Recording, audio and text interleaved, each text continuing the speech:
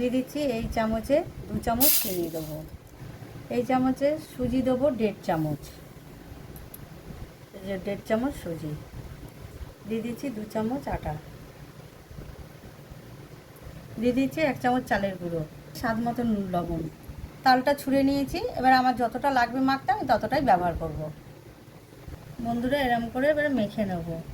দিচ্ছি এই ছোটো চামচের 1 চামচ মৌরি, দিয়ে দিচ্ছি একটা গোটা কুড়ানো নারকেল। তখন যে দেখাচ্ছিলাম মাখাটা মেখে আধ ঘন্টা একটু ঢাকা দিয়ে রেখে দিয়েছিলাম, এবার তৈরি করব।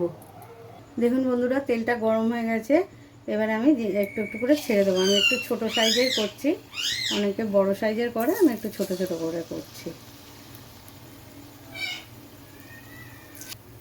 এই দেখুন বন্ধুরা, এই যে ভাজা হয়ে গেছে, এরকম করে সবগুলো ভেজে নেব।